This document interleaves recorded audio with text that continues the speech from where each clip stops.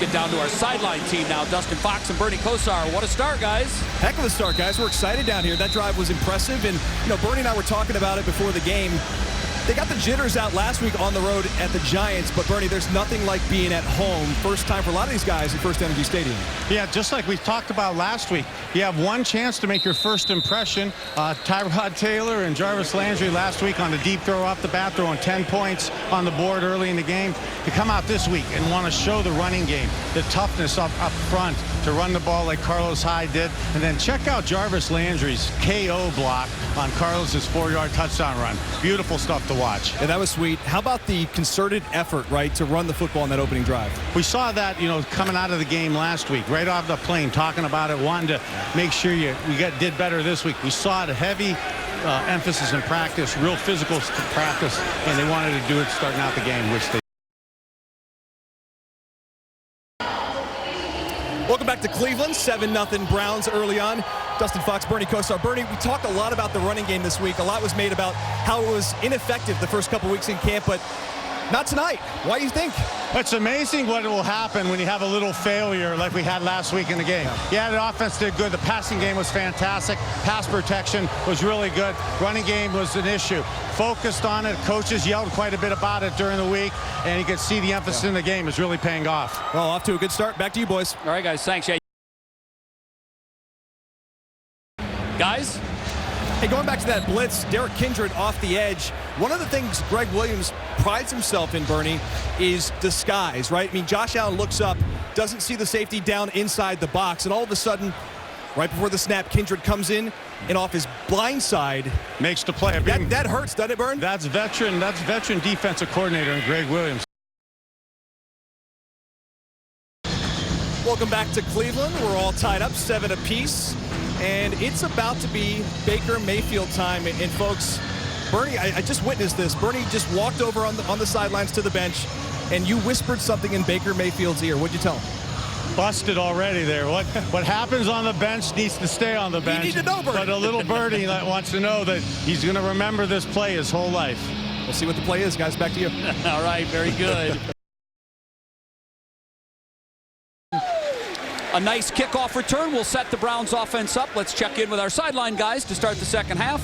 Dustin and Bernie, guys. Hey, guys, we're excited to see Baker Mayfield here in the second half. Only threw a couple passes in the first half. What are your expectations? What are you looking for here? Well, like we saw with Josh Allen in the first half, he was recognizing the defense audibly from pass plays to running plays. Look to see if Baker could progress on his game with the understanding of the offense and making plays and understanding what the defense is trying to do against him. All right, let's watch the kid. Back to you guys. Welcome back to Cleveland, where the Buffalo Bills are on top 10-7. Bernie, the offensive line here, when you have to replace a Hall of Famer in Joe Thomas, guys are moving around, they're shuffling. A lot of depth concerns for the offensive line. I think we saw some of that on that last drive. Yeah, absolutely. I think last drive was indicative of some of the things we're going to see. Look at it on second down. Sean Coleman, the right tackle. Don't want to crucify him, but look, we have good protection. He's got the defensive end. He goes outside to get the safety, gives up the sack. And then on third down, Harrison, who's a very athletic project, though, playing left tackle, gets the holding call. So not a great start for the left tackle and right tackle who are trying to make an influence here with the Browns front office. All right, we'll see if those guys can step up in the next drive. Back to you guys. Dustin, Bernie, what are you seeing so far this week that was different from what we saw to Baker last week? Well, the one thing we're kind of keeping an eye on down here, guys, on the field is that there's only one starter in the game right now, and that's Austin Corbett on the offensive line. So, Bernie, don't you have to sort of balance how long you want to keep him out there with a mishmashed offensive line, risking him? Exactly, Dustin. Me and Tim talk a lot about quarterbacks and players. We're victims or beneficiaries of the guys around us. The offensive line play was phenomenal for TT early in the game. It was excellent from a pass protection standpoint last week. This week, Baker's under a significant duress. I don't think he's going to play much more in this game. It's the #1 overall pick. Got to keep him protected. Back to you guys. Well, certainly that's the case. Cleveland starting to move the ball offensively. Dustin, Bernie, this is what they've been looking for. Yeah, it's nice to watch Chubb out here. Last week he struggled. I think he was thinking a little too much, not hitting the holes. You could definitely see he's running downhill, hitting the holes much quicker this week. Hey guys, one other point on that last play. They were playing a robber coverage, and Bernie, he saw it. He whispers in my ears like, look, watch this. And Baker didn't take the bait. He went to Kajust over the middle. Good job. Nice.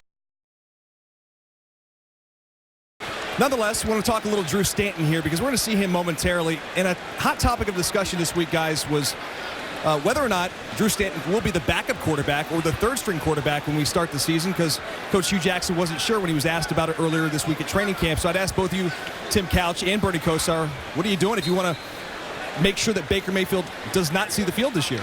Well, I think what we talked about at the last break about quarterbacks being victims or beneficiaries of the guys around you. If Baker's playing and can handle all that stuff as the first pick, you could probably see that. But right now, early in training camp, you don't see the continuity and consistency of all the guys around the quarterback, and I think that lends itself to a Drew Stanton and to a veteran. And Tim, I'll ask you, because what if you're in a situation where Tyrod gets banged up, right, and Baker's the backup? Do you want him to go into that game, or would you rather have the veteran in there? You know, it's a tough call. You know, I think I would probably go with the veteran at this point in Drew Stanton, because you know he's capable of going in and holding it down and winning a football game. Because let's continue to talk about the quarterbacks, because I'm anxious to get some thoughts from Bernie. Dustin?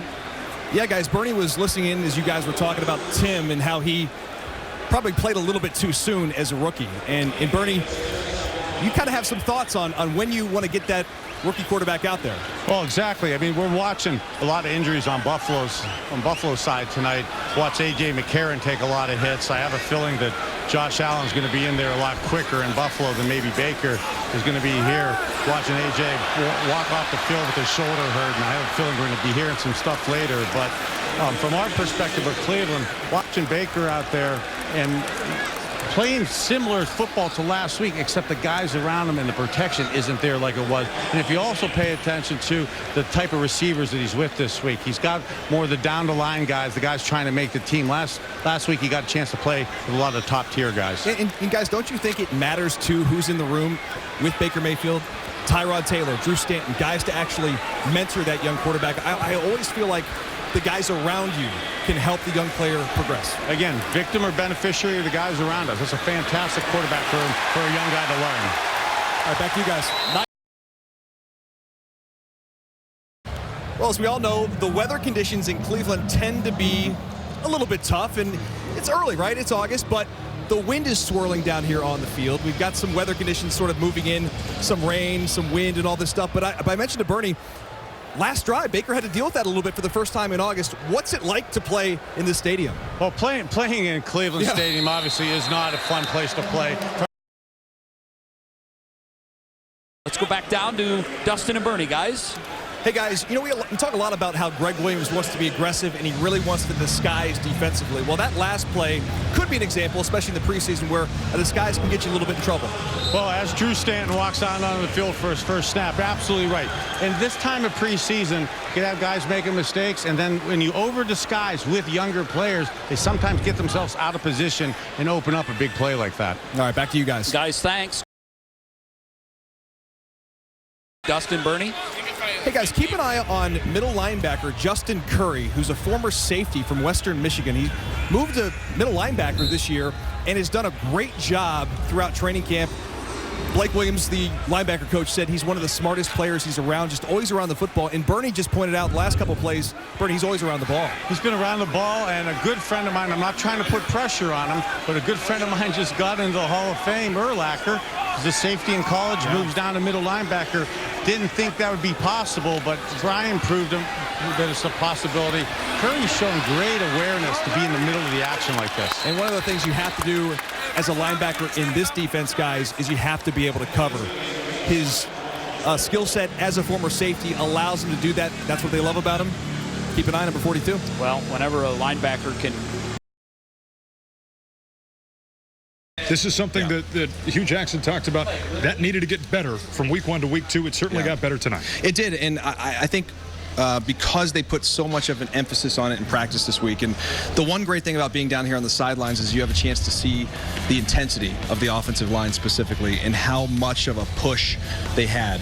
And, you know, Carlos Hyde was running with the purpose. I thought when Nick Chubb got in there, he also ran with the purpose. He was not happy with his performance last week. His vision was something that Freddie Kitchens, the running back coach, had talked about this week. That had to improve, and certainly it did. Obviously, you want to talk about the defense. And certainly that first unit, Buffalo didn't have a first down the entire first quarter. They pinned their ears back. They got to A.J. McCarron. I think the stat was, Nathan had mentioned it to me, I believe they held them to 7 yards total, the starting defense, which is a huge success. Now, you don't want to get into the second and third team because Greg Williams is not going to be too happy with those guys because there was poor tackling. There was guys out of position. You had a busted coverage. It led to a touchdown there at the end of the game that allowed Buffalo to get the victory. But the starters were phenomenal. The pass rush is what everybody will look at and what they'll talk about. But how was the secondary? How was the coverage? Because we know both those go hand in hand.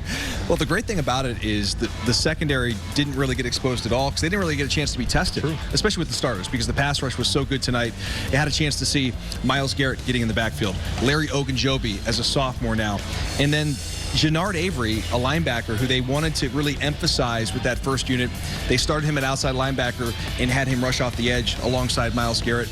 You know, when you get Ogba in there. The pass rush, especially on the outside of this defense, I think it can be really fun to watch this year. All right, Dustin,